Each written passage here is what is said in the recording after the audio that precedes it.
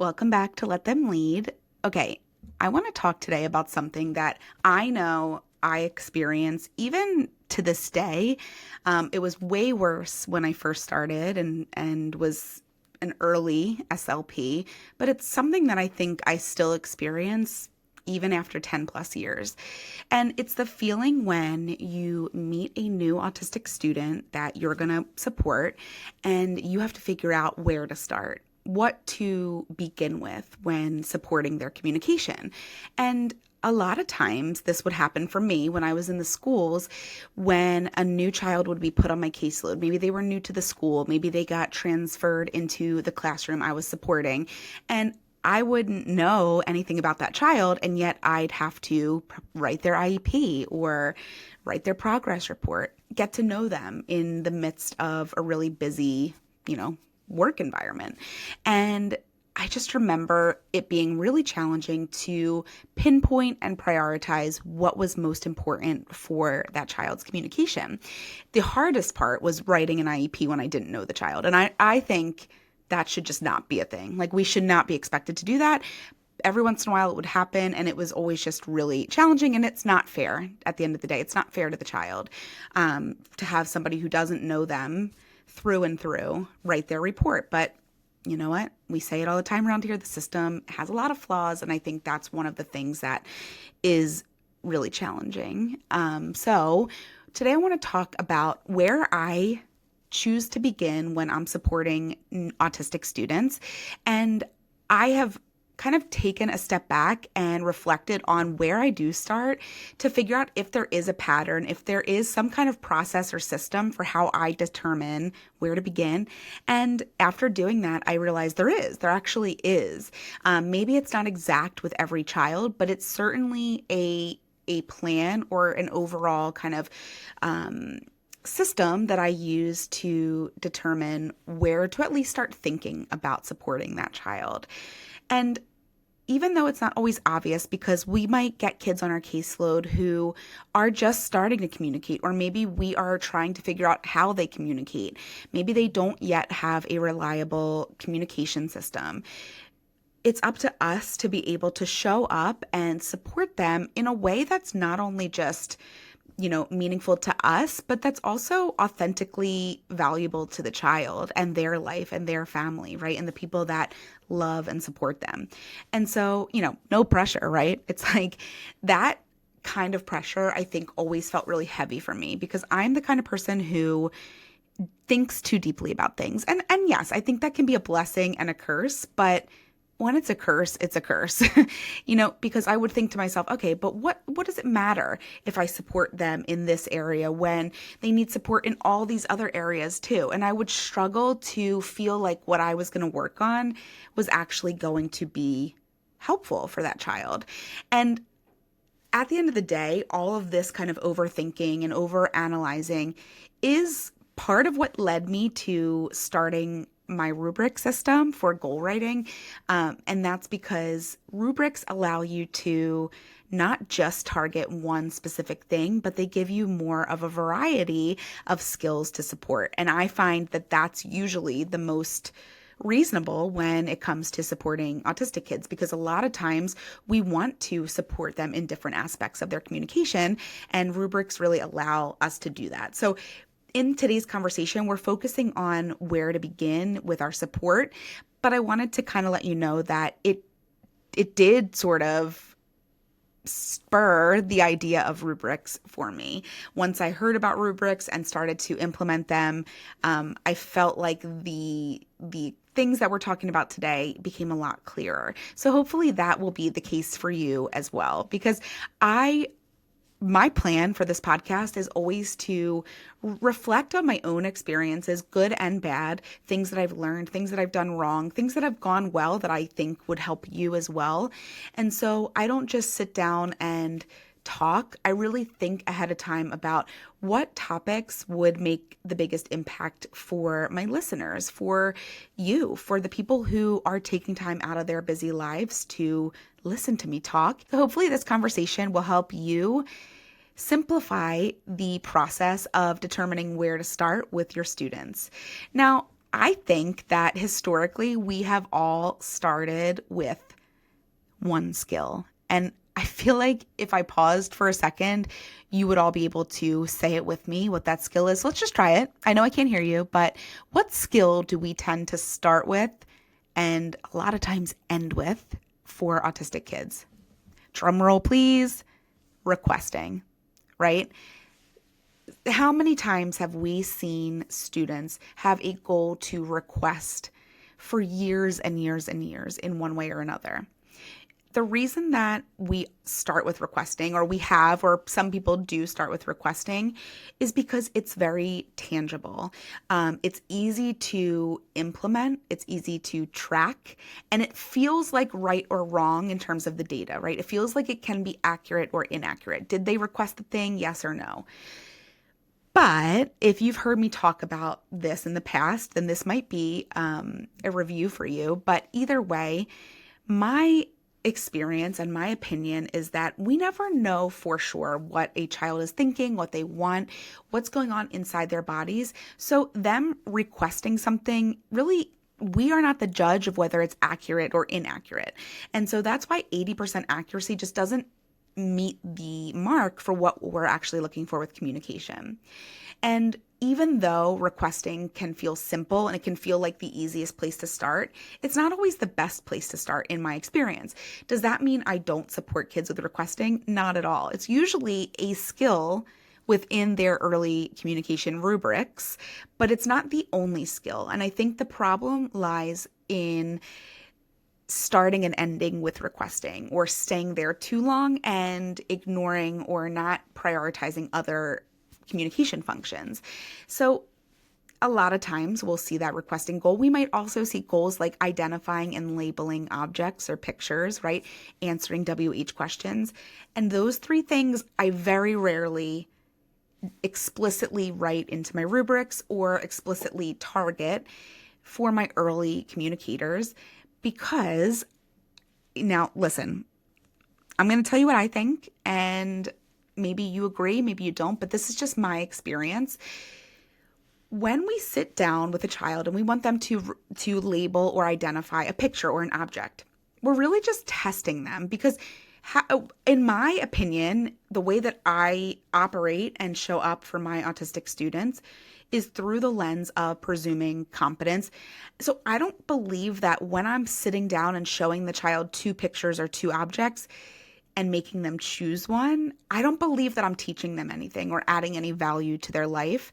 That to me is just me testing them on whether they're willing to do the task I'm putting in front of them. Because I don't even know that it tests what they know or understand, to be honest with you. I don't know that that's a great indication of the child's receptive language or their comprehension, because we know that autistic individuals often have challenges with motor planning, with executive function, and with getting their bodies to cooperate. So how do I know that the child is not getting the choice, quote unquote, incorrect because their body's not cooperating, or because or of another reason that has nothing to do with whether they know the word or not? So I've never found that to be a super reliable way to assess what a child understands or doesn't understand.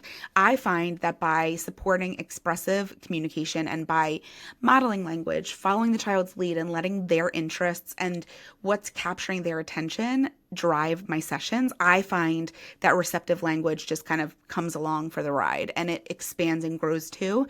Because when we are focusing on providing language support and modeling in the context of what the child's actually interested in or what they value, then I think that we make that language a lot more accessible to them, and I think it helps boost their receptive language.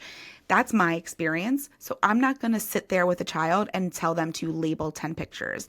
Now, did I do that early in my career? Absolutely. And I'll talk about that a little bit later on in this episode, but I just never really focus on that anymore, unless there's some kind of extenuating circumstances that would make that necessary. I don't really go there anymore, because I find that that kind of skill emerges through a child-led approach just naturally. and it doesn't require that discrete trial training, sitting down and touching pictures or labeling objects. I just don't find that that's necessary. I find that vocabulary naturally develops through a child-led approach.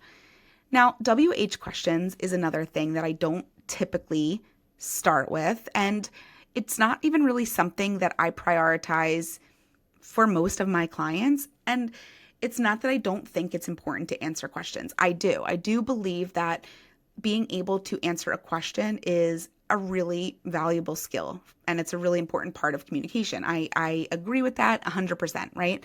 But what I've seen and what I've probably done, I shouldn't say probably, I know I've done this in the past, is that we decide we're going to work on WH questions. So our sessions just become a big test, a big question and answer session.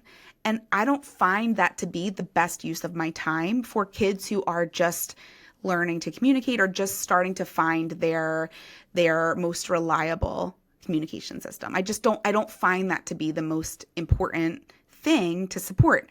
Now, the other thing that I've learned over the years, and I've been sharing a lot in the membership, and sometimes I think I talk about it on the podcast as well, is that when we think that we should target WH questions, like when we sit down and we think, okay, I think that the next goal for this child should be answering WH questions, I want us to pause and think about why. I think that sometimes there's a few different reasons that we come to the conclusion that WH questions are our next skill. Number one, it may be because you're craving the ability to connect more deeply in that back and forth way with the child or their family is. And I think that's really important and valuable. A lot of times families will say, I just want him to be able to answer questions so that I can understand what he wants or what he needs. But when I ask them to kind of elaborate on that, or I say, what do you think that would help in terms of like your daily life? Where do you think that would feel the most supportive?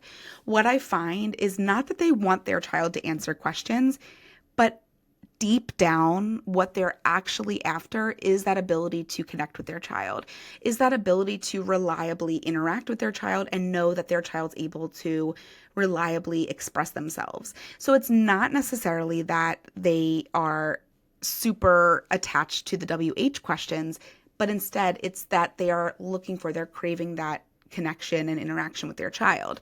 And a lot of times that's because the idea is that if the child can answer questions, then I'm going to be able to know what's going on with them. I'll be able to know if they're hurt, if something happened, if they need something, if they want something, what they like. And so all of those things are so important, right? We want to be able to help our students authentically communicate and connect with the people in their lives, right? But WH questions seems like the quickest and easiest way to get there, but I don't think it is. I think that it can feel really difficult for kids, especially kids who may feel threatened or stressed by demands. You know, we have kids with PDA profiles, which is, something that causes everyday demands to feel like a threat to their nervous system, and that can be really upsetting. So when we sit a child down like that and start bombarding them with questions, of course it's going to be difficult or even impossible for them, and it's not the best way to support them. But just for kids in general, I think we ask kids a lot of questions, period. And so I like to hold off on having a specific goal for WH questions. I like to think about what is actually the goal here. So in that example, I would recognize that there are these skills that we know are important. WH questions seems like the vehicle to get us there, but because there are so many other ways to get there, I would help the family or the team understand that we can support those same skills in a more natural child-led way by expanding the child's communication functions and through modeling and through really intentional but authentic communication supports, which we'll talk about today. I find that when we really sit down and think about what functions of communication are most important for our students, WH questions doesn't end up being at the top of the list anymore, because we can break it down so much more and really help families and teams pinpoint what it is they're actually trying to help the child with, because it's not natural to just ask questions all day to a child, right? It's not the way communication works.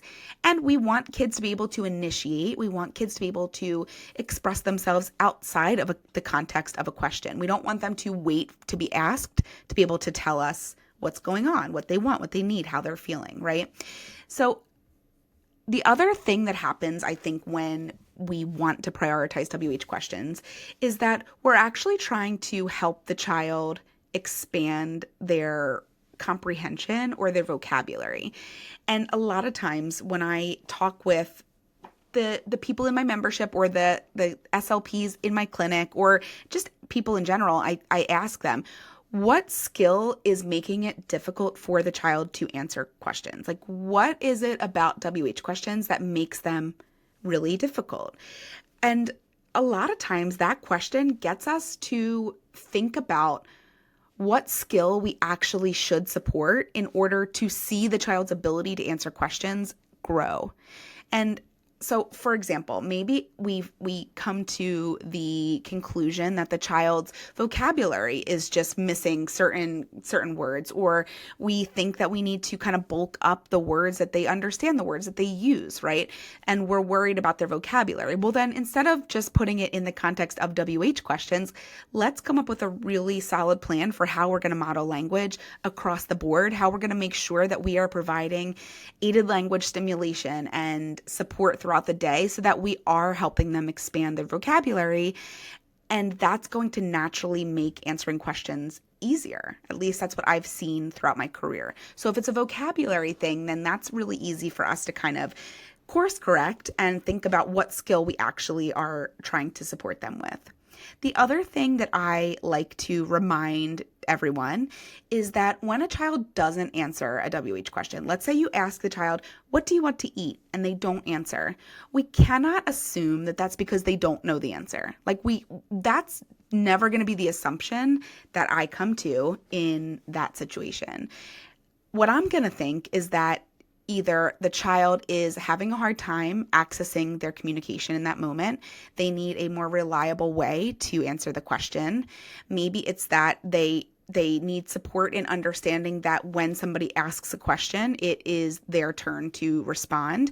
Maybe the question feels like too much pressure and it's causing them to shut down. Even if to us it doesn't seem like a high pressure situation, we are not inside that child's body. We're not inside their nervous system, and we have to respect what we're seeing from our students. We don't get to decide whether something is too hard or not for them in that moment. And we know that kids, like adults, like everybody, have fluctuating capacities. And so even if the child's able to answer that question one day and not the next, we can't assume it's because they're choosing not to. Their capacity for answering that question may just be lower that day due to dysregulation, due to stress, lack of sleep, illness, just anything, distraction, right? So in talking about where I don't start, I want to tell you about where we do start, and hopefully this will help you to rethink the way that you're supporting your autistic students, especially when you're trying to figure out where to go in terms of your goals and how you show up and support them. So instead of just thinking, what goal do I need to start with? I try to go a little deeper and ask myself a couple questions. I think to myself, number one, what does the child already know how to do? What are they already doing successfully when I'm not interrupting their flow? What have I seen them do? What have other people seen them do naturally or, with support?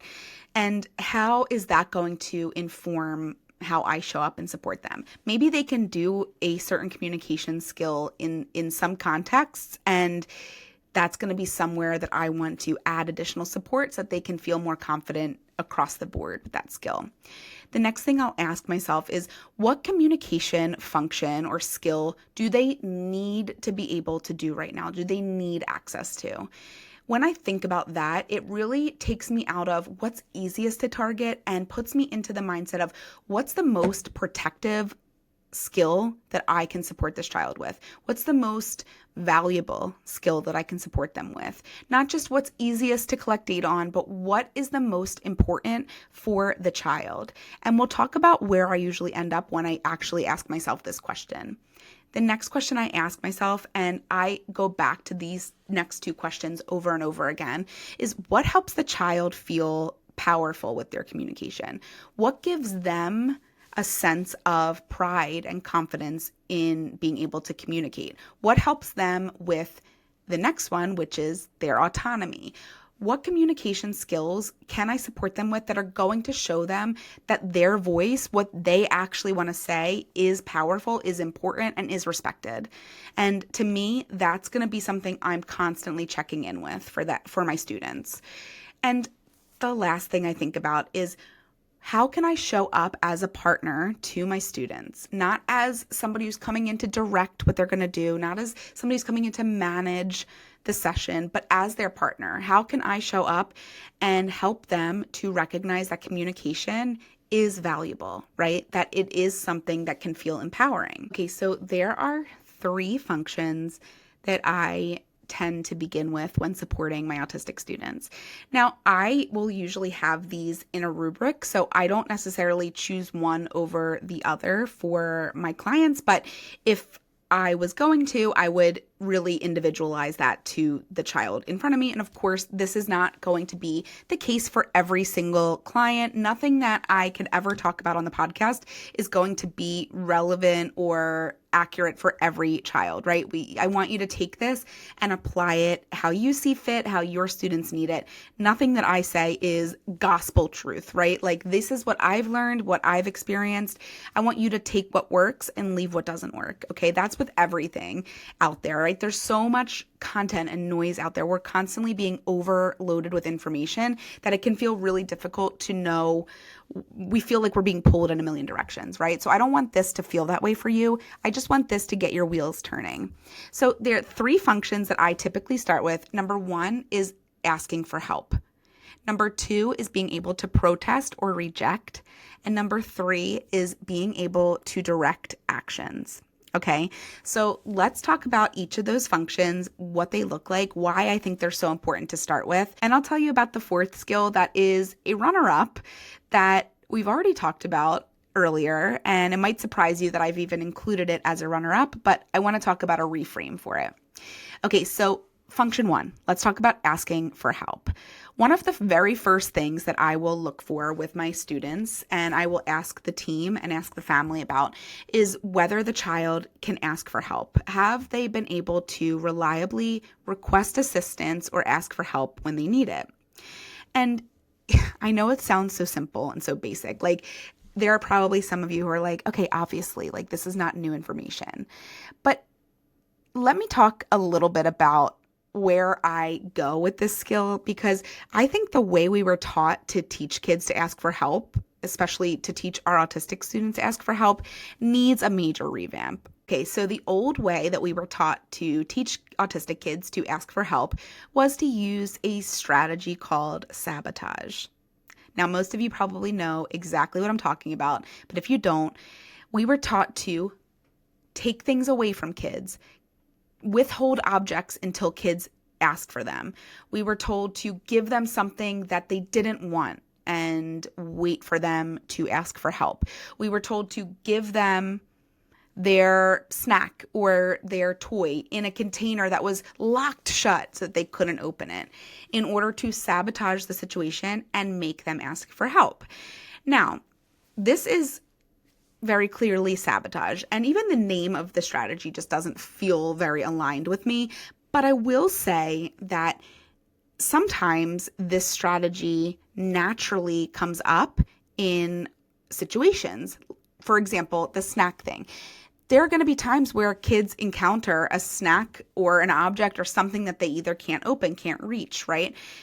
And that's going to happen in their day-to-day life. So we can support them with that. The issue I have with sabotage in the ways that I just listed is that I think it sabotages trust when the child knows that we know they need help and we're sitting back and not helping them.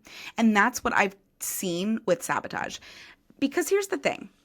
I think when done excessively like this, and we know that autistic kids are having this done to them day in and day out, right? Hour by hour. And I think when this happens, it positions us, the adults, as the gatekeepers, right? As the controllers. And it positions the child as somebody who has to perform something in order to access what they want or need. And I think that it reinforces the idea that adults create obstacles for kids instead of removing them, right? And that's not going to lead to relationships based on trust, right?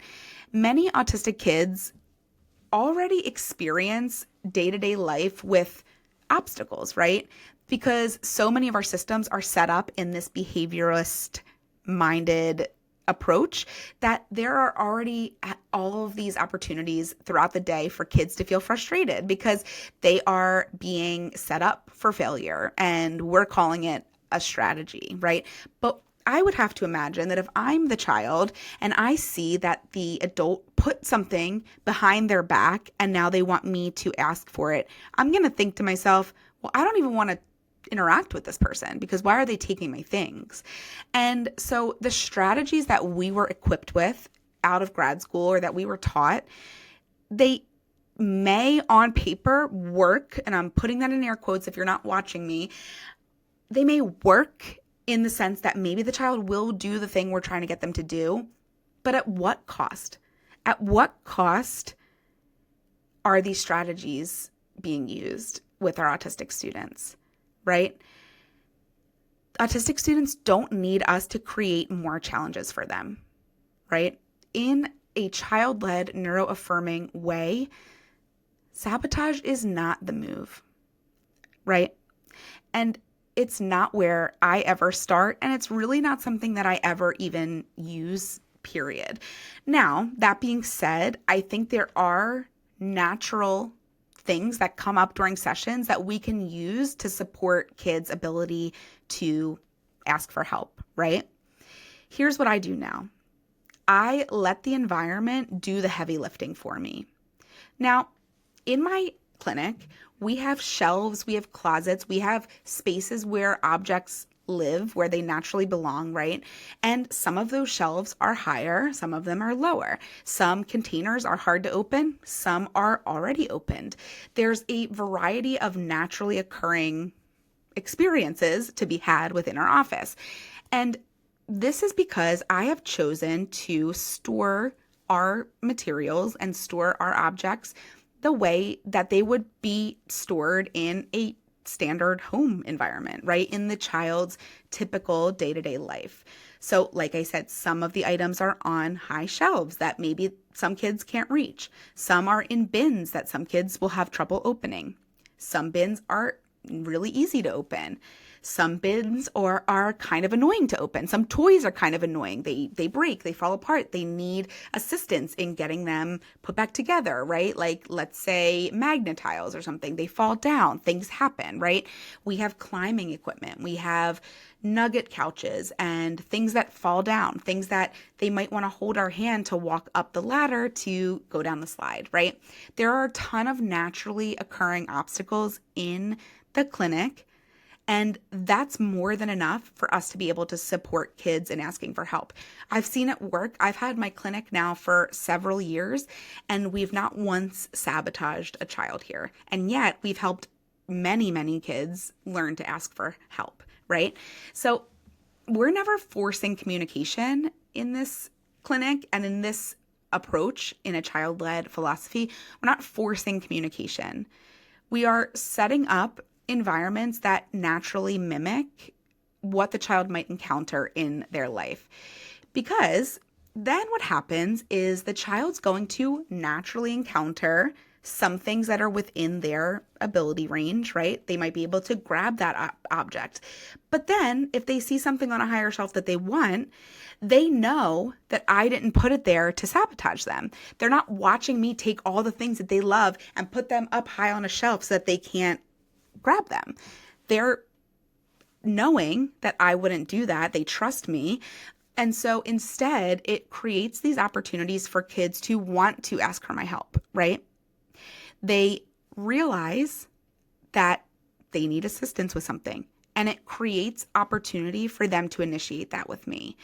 And one of the most beautiful parts about this is that when we use strategies like sabotage, we're making it very clear to the child in many cases that we want them to do something. We don't leave any room for the child to initiate, for the child to express themselves outside of us grabbing the objects, putting them in a container, taking them away, right? We're the ones still controlling the environment, whereas when you let your environment naturally create obstacles, kids then have to problem solve. Okay, what do I do? I want that toy. What do I do? Do I just ignore my desire for that toy? Do I try to climb on something and get it myself? Do I find an adult and ask for their support? And so I will typically stand back and wait for the child to do something. I want to know, what would you naturally do? What would your first inclination be? And for some kids, it's going to be to climb. So I'll see them climbing up and I'll go, oh, I think you want something from up here. Let's take a look. I could grab it. Let's grab it down. Yeah, I can help. Let's help. Some kids are going to just kind of decide, well, I guess I can't have that. I don't have any way to get that, so I'm going to move on. And if I notice that happening, I'll say, oh my gosh, I see the blocks that you're looking at. Let me get them down. I can help. I'm doing the same thing. I'm modeling the word. I'm showing them another alternative to just abandoning what they wanted.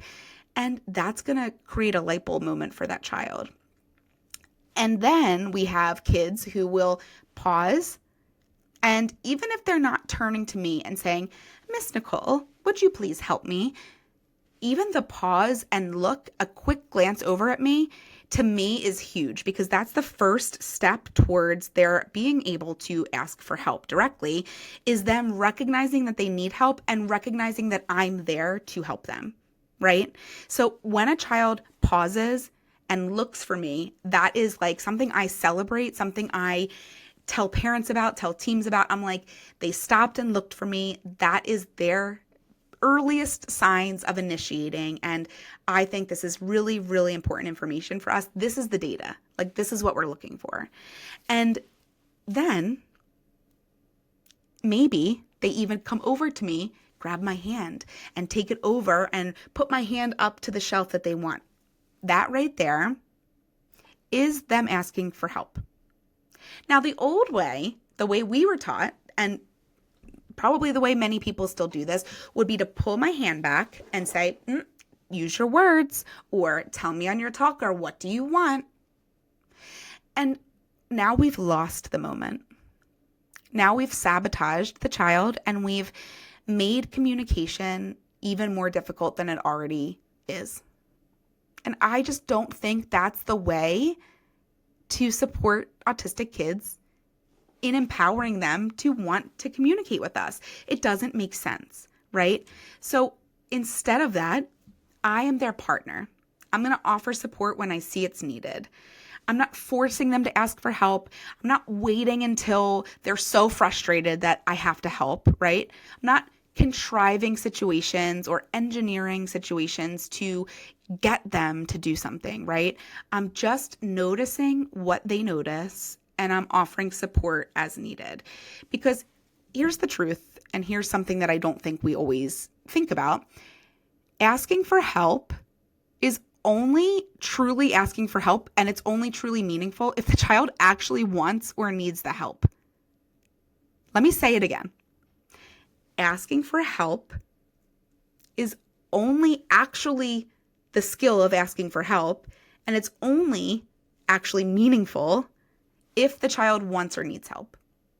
Because here's what I've seen, and maybe you have as well. So often kids learn that adults want them to ask for help. So then they don't even try to do the thing on their own. And now what we're doing is we're creating even more barriers for that child, because now we are telling them essentially that They can't do that thing on their own. They have to ask for help. And so what I've seen is that kids who could open their snack will sit and wait for the adult to come over and do it for them. They'll sit and ask for help even when they can do it themselves, because they don't feel that confidence in their own abilities, because we have taught them that we're in charge and that asking for help is something that they need to do in order to access something. I would much rather see a child go for it and ask for help when they need it than have a child who's been taught and over again shown that they're not in charge and that they have to ask the adult for something. I think at the end of the day, we all want kids to communicate autonomously. We all want them to feel empowered, and this is what's going to really help us to get there. Communication is not performance. The other thing that I've seen over the years is that some kids have personalities where they don't want our help. They want to figure things out, even if they're difficult. I have kids who like to come in and take things apart just to see how the mechanisms inside are working. Like, these kids are smarter than me. They're probably able to figure out those mechanisms beyond what I could ever figure out, because that's the way that they are interested in the world, right? They like to take things apart, look at how they work, put them back together. I think about not just my autistic students, but people I know in life who are like that, just other adults, right?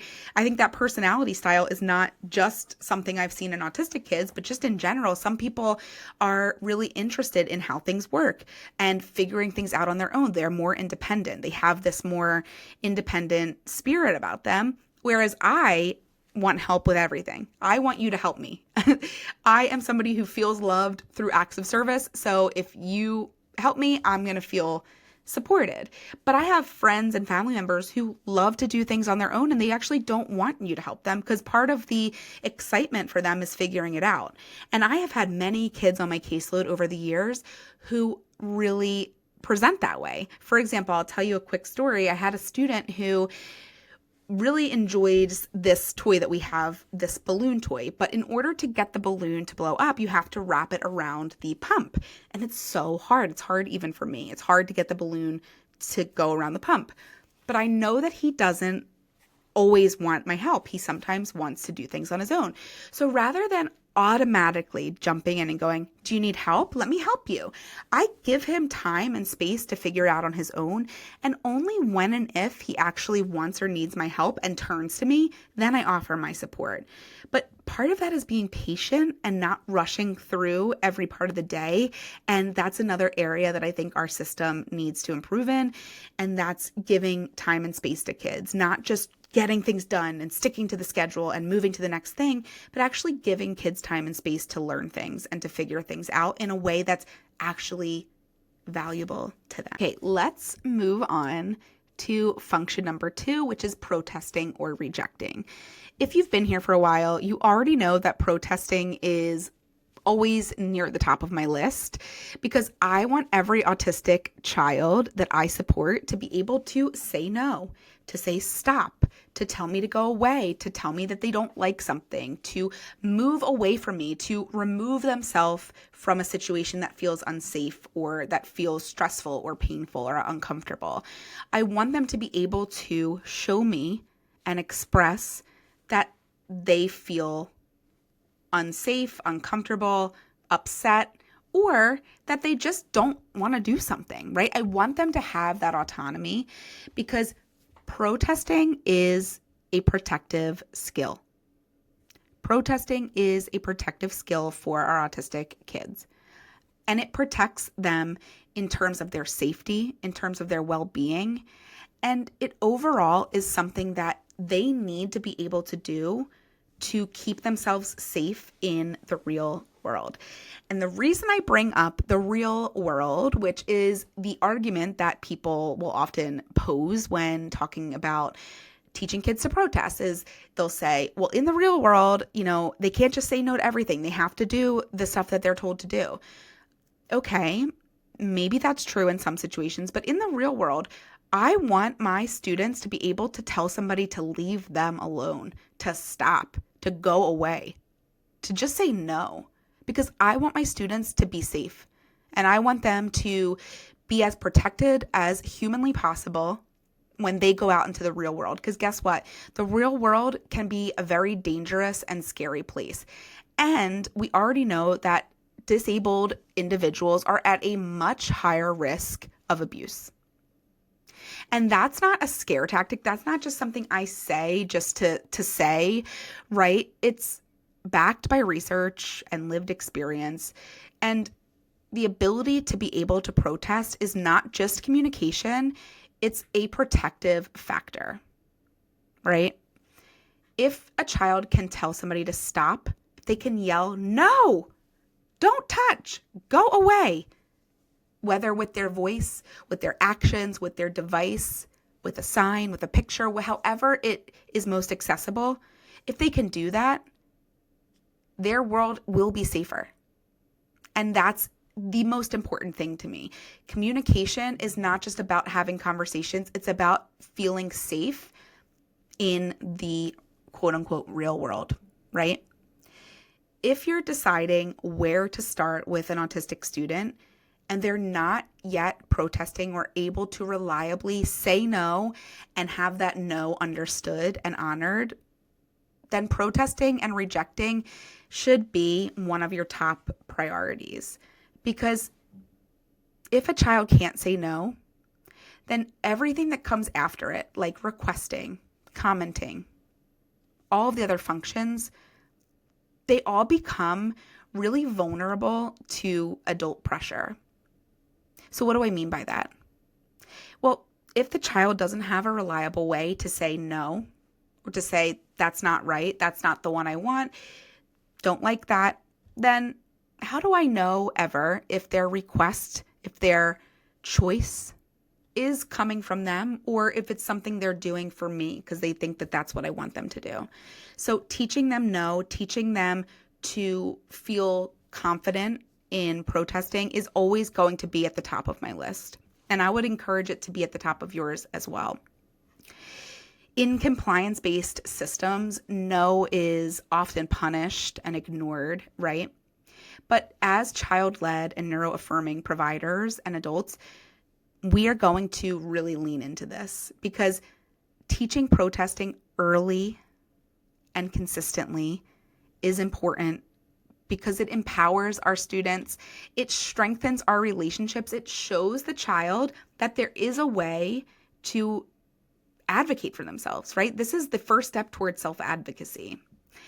I have also found that it reduces the stress that the child's feeling in their day-to-day life. Because if you can tell somebody, stop, I don't like that, then you don't have to put yourself in a position of adding to your stress and starting to feel distressed and dysregulated, right?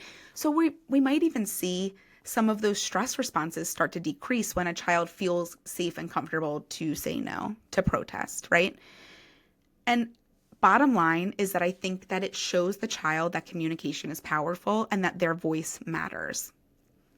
And honestly, if a child doesn't feel safe to say no, that has to be where we start.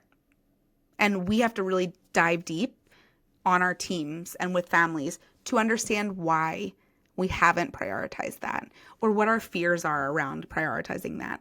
Sometimes the fear is that if we teach them to say no, they'll always say no, right? And I've gotten that many times. Well, if we just say, if we let her just say she doesn't want to do that, then she's never going to do it again and we need her to do that. I've not seen that be the case, right? I've seen maybe that happen a few times, but eventually that loses its novelty and kids go back to doing what's going on in the environment that they want to do, right? But if a child is consistently saying no to something, then rather than seeing that as a loss for me as the adult, like rather than being like, oh, well, now they're never going to do that and now I've just lost all control here, I'm actually going to think to myself, okay, well, why? Why do they not want to do this? Like, what about this particular ask is so difficult or so uncomfortable that they just straight up say no every time? And that's actually more important to me than them, white knuckling through it just to perform for me. Like, that is not communication. And my role here is to help students communicate. So if the child is consistently rejecting something, I want to know why. And I want to get to the bottom of it. And I think that all of us as the adults supporting our students should be on that same page. Okay, so function 3 is directing actions. This is basically just the child's ability to tell people around them what to do. And what child, what person doesn't like to do that, right?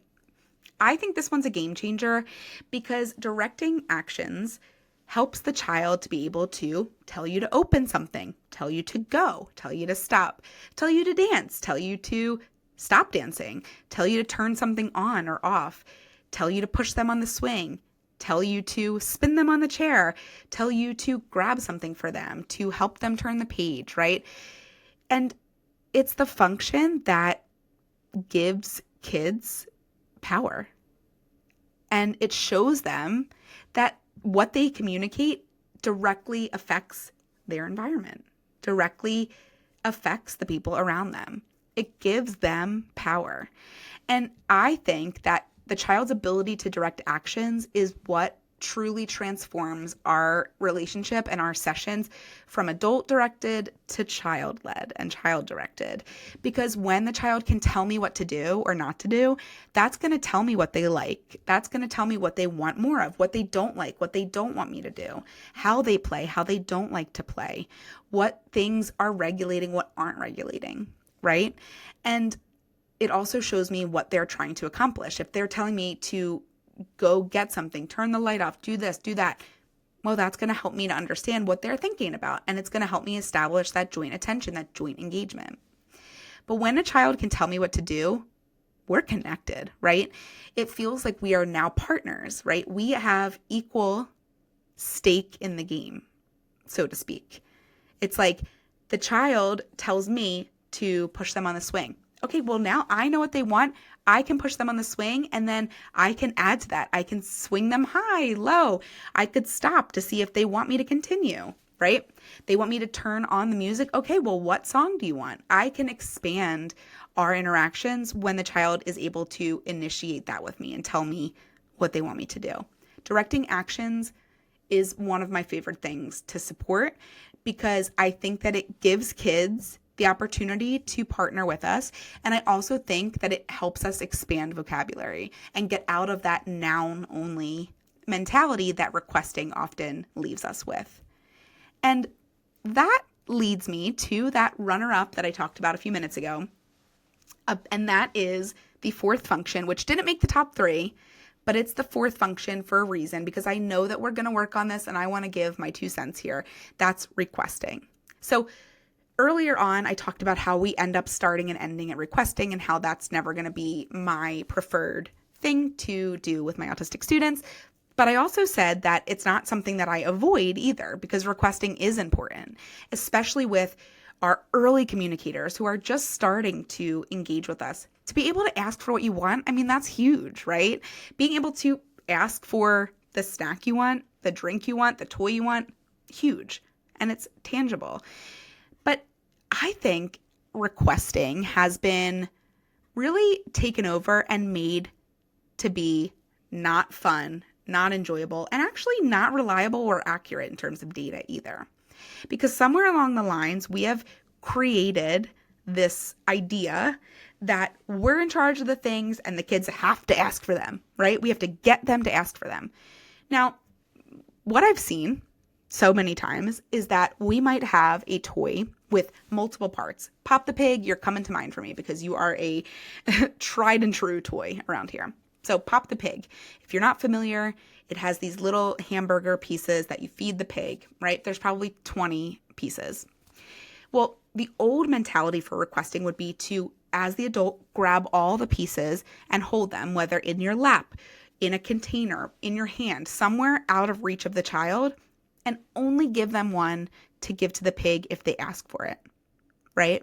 So I'm now the gatekeeper of the toy and the child has to ask for the things. Well, at some point, not only is that no longer even working on requesting because it's sort of just become this thing that the child knows they have to do, but it also completely ruins the game. Like I play Pop the Pig with my own kids at home sometimes when they force me to because by 10 plus years into this field, I'm just about over Pop the Pig. But, you know, sometimes you got to do what you got to do. If I was to hold all the pieces and make my 4-year-old or even my 2-year-old ask for them piece by piece, they would revolt. I would be kicked out of the game, right? Maybe I should do that so that they'll never ask me to play that game again. But I mean, think about it. We would not treat neurotypical kids this way. And so it's my opinion, it's my approach that I'm not treating autistic kids that way either. So does that create opportunities for kids to quote unquote request? And do we get our data? Yes, but at what cost? I feel like that's the whole kind of mantra of today's episode. At what cost? Because now what I'm teaching that child beyond what I think I'm teaching them, which I think I'm teaching them to ask for things, right? I think I'm teaching them to request. But what else am I teaching them? I'm teaching them that adults create obstacles, adults make things hard, and adults make games boring. And adults want me to say something, to get something, right? Now, if the child asks for the toy because you've withheld it until they requested, I don't think that really still counts as a request. Because if they didn't actually want the thing or feel compelled to request it, then it's not communication. It's a performance that they're doing. It's something they're doing because they know you want them to do that. If they ask for something because you are making them ask for it, then they're no longer actually asking for it. They're just doing what you want them to do. This comes up for me when I think about kids who don't like, let's say, arts and crafts. Let's say your student really doesn't like coloring and you're doing a coloring activity. So now you're having them ask for what color marker they want. Well, maybe they'll ask for what color marker they want, but was that actually a request if they don't want to color? If they're going to be turning their whole body away from the marker and pushing the paper away, and another adult's going to be grabbing their hand and hand over hand making them color, was that actually a request then? I don't think so. That doesn't constitute a request for me, because if they didn't actually want it, but they asked for it, they only did that because they felt like they had to. And that's not a request. So yes, I do support kids with requesting. I do think it's an important skill, but I think the way we've done it historically is just not working. And I just don't think it's right either. I think when we do things that way, we're measuring the child's obedience, their compliance, not their actual communication.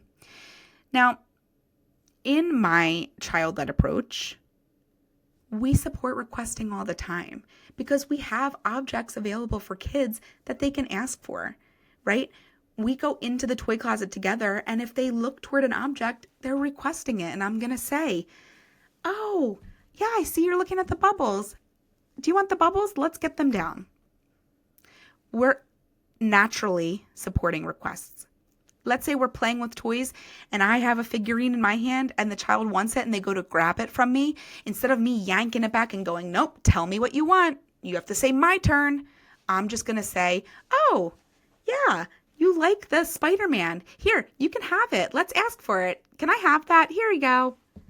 Like, it's not that hard to just let kids lead and remove our own ego. And I can already feel the critics being like, well, now you're just teaching kids to yank things out of people's hands. No, I'm not. We're not, right?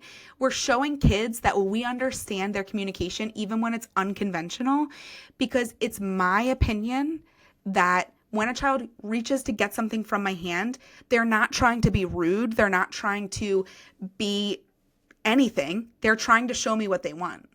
And maybe that's the best way they can in that moment. Is that going to be something that I only want them to use in terms of requesting? Am I going to say, oh, okay, I'm never going to help them request in any other way besides yanking things from people? Obviously not.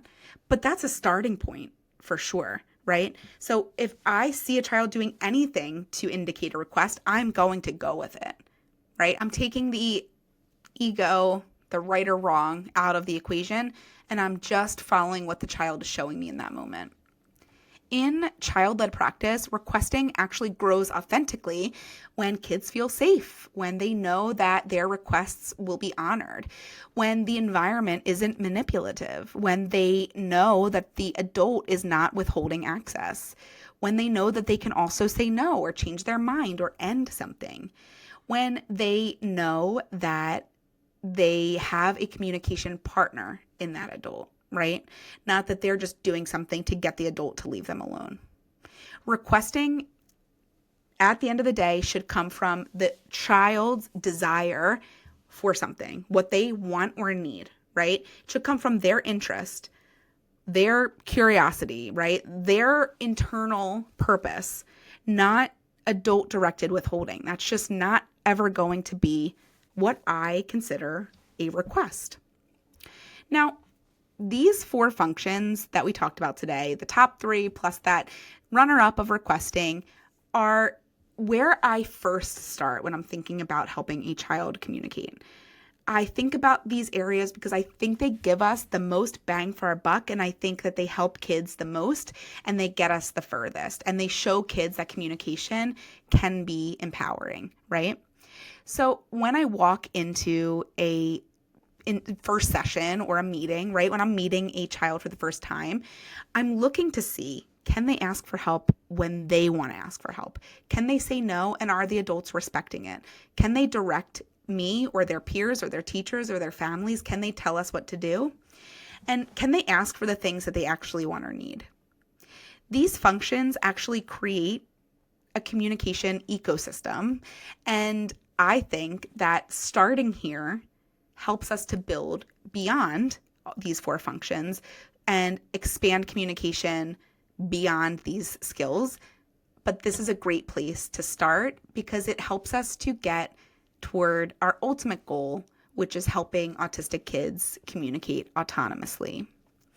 Now, at the end of the day, I think all of this fits so beautifully into my aligned rubric model because we're not isolating one skill and making it happen every session. We're not drilling anything. We're not prioritizing accuracy percentages.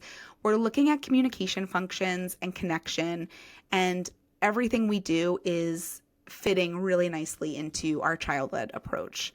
And I think using rubrics for our communication goals really allows all of us to do this and all of these things to happen. These 4 functions are the foundation for communication, but they're not where we end.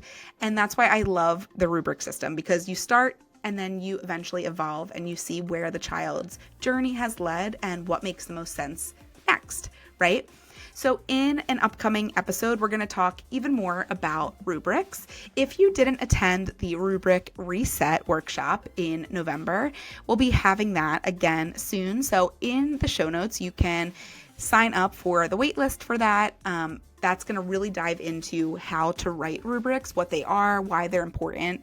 And in that workshop, I actually share my screen and show you exactly how I create a rubric from start to finish. It's such a good workshop. The people who attended it had really amazing feedback. So I would highly encourage you to get on the wait list and to join me the next time that is available. But I hope that today's conversation really gives you food for thought in where to start, helps you make that decision a little bit easier, and helps to really solidify what those early functions really mean and how we can show up to most authentically support our autistic students.